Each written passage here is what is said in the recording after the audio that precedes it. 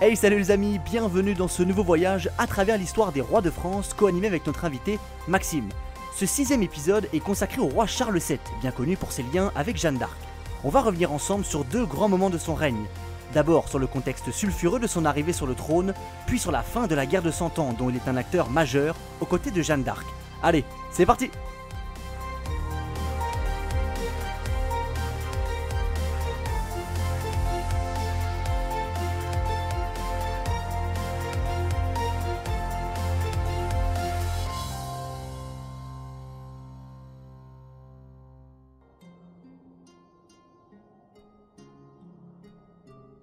Charles VII est le 5e roi de la branche des Valois de la dynastie capétienne. Il est roi de 1422 à 1461. Son règne marque un tournant dans l'histoire de France, tant au cours de la guerre de 100 ans, opposant anglais et français, que dans les conflits de succession du royaume de France. Surnommé le Victorieux, son règne est indissociable de la vie de Jeanne d'Arc, en ce que les deux protagonistes sont les héros de la fameuse bataille d'Orléans. Mais avant ça, revenons un peu en arrière. Pour appréhender les différents conflits de succession et les enjeux diplomatiques qui se déroulent sous le règne de Charles VII, il convient de revenir au temps du règne de son prédécesseur et père, Charles VI. Ce dernier est tristement retenu dans l'histoire comme étant un roi atteint de folie, dont les crises étaient toutes plus terribles les unes que les autres. En 1404, ces crises de folie atteignent des proportions telles que c'est sa femme, Isabeau de Bavière, qui dirige réellement le royaume. Connue pour avoir de nombreuses fois changé d'alliance dans les guerres de comté en fonction de ses intérêts au XVe siècle, Isabeau de Bavière s'est notamment illustrée lors de la crise de l'assassinat de Louis Ier d'Orléans. Bon, une petite remise en contexte s'impose. Plusieurs protagonistes sont présents à cette époque dans les conflits internes du royaume. Le conflit le plus important implique deux éminentes familles de l'époque dans le royaume, les Armagnacs et les Bourguignons.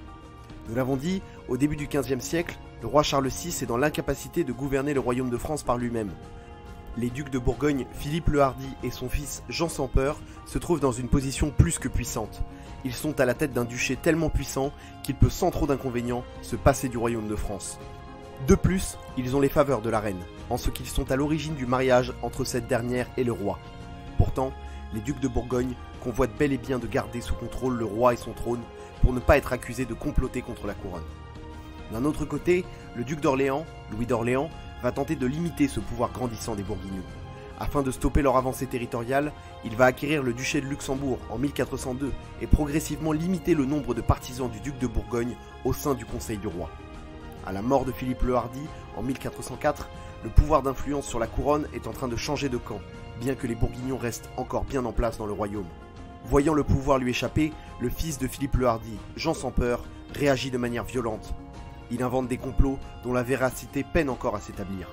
Il avance que le duc d'Orléans souhaite par exemple séduire la duchesse de Bourgogne, ou encore que ce dernier commis adultère avec la reine. Le 23 novembre 1407, il envoie un groupe d'hommes armés tendre une embuscade afin d'assassiner Louis d'Orléans. Le duc est alors assassiné. Cette nouvelle est bien accueillie à Paris, car les ducs de Bourgogne y avaient forte influence, mais surtout parce que Louis d'Orléans avait la charge de la collecte des impôts et n'était donc pas fortement apprécié. Mais faisons un rapide bilan. La famille d'Orléans demande justice. Pourtant, les Bourguignons ne semblent pas être inquiétés par la justice. Le fils du duc assassiné, Charles d'Orléans, va réclamer l'aide de son beau-père, le comte d'Armagnac. Et c'est ainsi que s'enclenche la guerre civile entre les Armagnacs et les Bourguignons.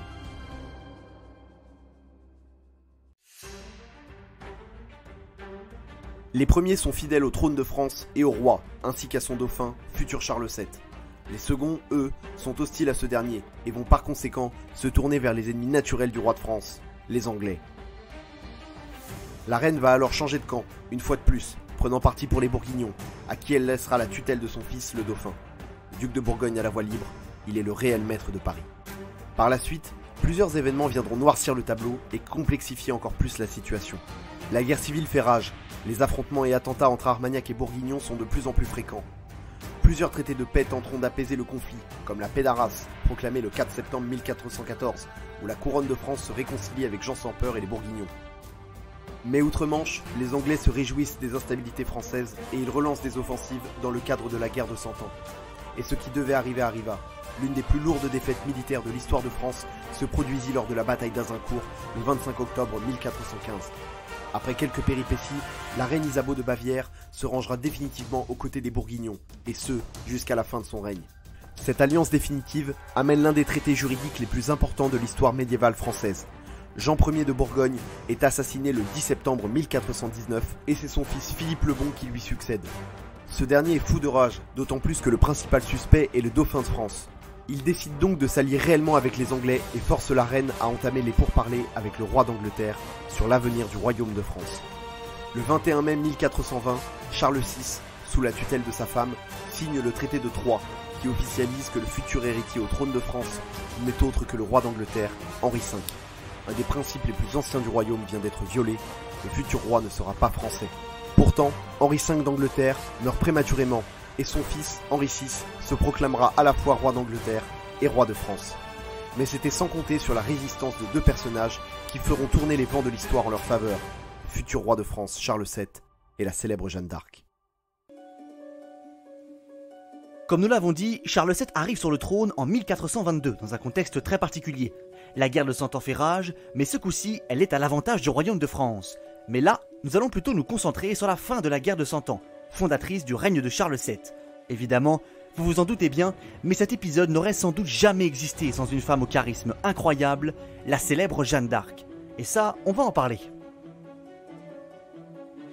En 1429, 7 ans après l'arrivée sur le trône de Charles VII, la situation est nettement meilleure pour les Français, mais l'équilibre reste fragile. Les séquelles du lâche et piètre règne de son père Charles VI le Fou se font encore ressentir. À ce moment-là, un homme vient rallumer la mèche, c'est Jean de Lancastre, duc du Bedford en Angleterre et fils d'Henri IV d'Angleterre. Jean, qui se dit régent des royaumes de France et d'Angleterre, met le siège devant Orléans à la fin de l'année 1428. Mais il voit encore plus loin et prévoit d'aller jusqu'à Bourges pour s'emparer du roi de France. Notons qu'à ce moment, les Anglais commencent à fatiguer. Ils éprouvent des difficultés en région parisienne et commencent à manquer d'hommes pour tenir les sièges. C'est pour cela que, menés par le duc de Bedford, les Anglais massent tous leurs hommes, soit environ 10 000 troupes, à Orléans pour y mettre le siège. Pour les troupes royales, la défaite est cinglante. Charles VII, qui d'ailleurs n'a toujours pas été sacré roi officiellement et qui est donc toujours considéré comme le dauphin de France, panique et ne sait plus quoi faire. Il est proche de céder et de rendre les armes devant des Anglais déterminés et agressifs. Mais c'est là que va intervenir une certaine Jeanne d'Arc qui va changer le cours de la guerre et sans doute le cours de l'histoire de France. Le 25 février 1429, la jeune femme part trouver Charles à Chinon où il s'était réfugié et lui demande audience. Elle lui prononce ces mots « Gentil dauphin, je te dis de la part de Messire Dieu que tu es vrai héritier du trône de France. » Jeanne n'a alors que 16 ans. Elle affirme avoir eu des visions qui lui ont donné l'ordre de sauver Orléans des mains des Anglais, puis de faire sacrer Charles VII roi de France. Dubitatif, le dauphin l'a fait examiner par des ecclésiastiques qui affirment être convaincus de sa sincérité.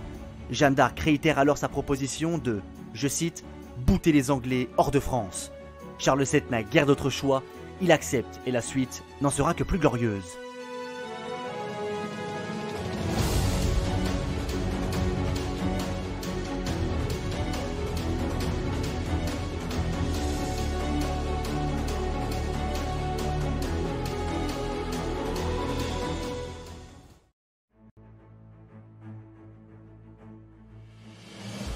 À la tête non pas d'une armée mais d'un convoi de ravitaillement venant de Blois, Jeanne d'Arc part pour Orléans le 27 avril 1429. Elle est équipée d'une armure et arbore fièrement une bannière frappée de la fleur de lys sur laquelle on peut lire « Jésus Maria ». Le 29 avril, elle arrive à Orléans. Elle apporte le ravitaillement et rencontre son futur compagnon d'armes, Jean d'Orléans. Au départ, certains restent sceptiques. Même si son arrivée insuffle un nouvel élan au sein de la population, il est encore difficile d'imaginer qu'une jeune femme, du haut de ses 16 ans, puisse délivrer la ville des Anglais qui ont déjà largement fait leur preuve au combat. Mais rien ne semble pouvoir arrêter Jeanne, animée d'une mission divine et d'une détermination sans pareille. La pucelle, comme elle s'appelle elle-même, envoie ses missives au commandant anglais qui tenait le siège. Au nom de Dieu, retirez-vous ou je vous ferai partir. Pour galvaniser les habitants, Jeanne défile pendant plusieurs jours dans les rues, arborant fièrement sa bannière. Le 4 mai 1429, les assauts commencent et rapidement, les Anglais sont dépassés. La hargne de Jeanne et des hommes qui l'accompagnent est trop forte. Après d'âpres combats auxquels Jeanne prend évidemment part sans hésiter, le siège d'Orléans est finalement levé le 8 mai 1429. Même si les hommes de Charles VII ont joué un rôle prépondérant dans cette éclatante victoire, il est fermement attesté que Jeanne d'Arc a, quasi à elle seule, permis de défaire les Anglais. Justement, après cet épisode glorieux de l'histoire de France, Charles VII va connaître un sort bien meilleur. Jeanne d'Arc ne compte pas s'arrêter à Orléans. Elle veut continuer sa chevauchée et repousser les Anglais le plus loin possible. Charles, encore une fois en manque d'alternative, accepte et suit Jeanne dans son épopée sans fin. Le 17 juillet 1429, le dauphin est sacré roi de France dans la cathédrale Notre-Dame de Reims. Le règne de Charles VII peut enfin réellement commencer.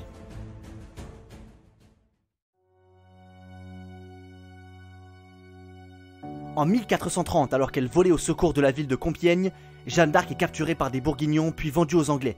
Elle est jugée à Rouen et condamnée à mort pour hérésie et relapse.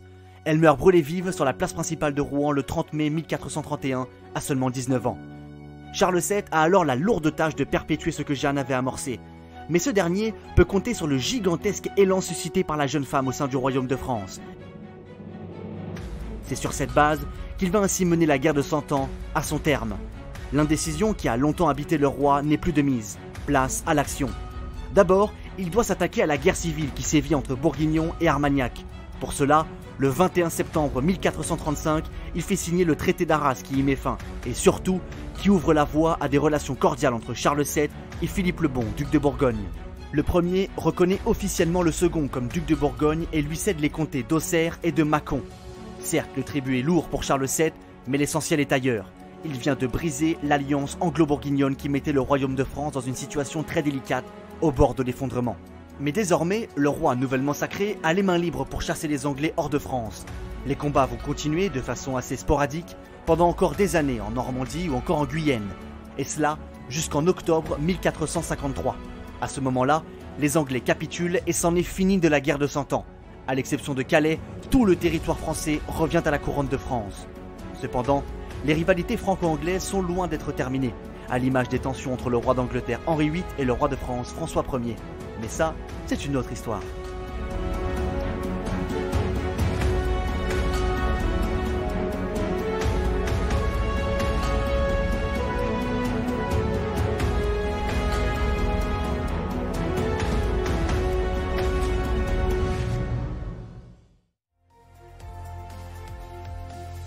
Les amis, j'espère que ce 6e épisode de notre série dédiée au roi de France vous a plu. En tout cas pour nous, ce fut un immense plaisir de faire ce beau voyage au cœur du règne de Charles VII avec vous. Je vous invite comme d'habitude à nous rejoindre sur la page Instagram de l'émission À travers l'histoire podcast ou sur Facebook À travers l'histoire tout court. Quant à moi, je vous quitte et je vous dis à bientôt pour un prochain voyage à travers l'histoire.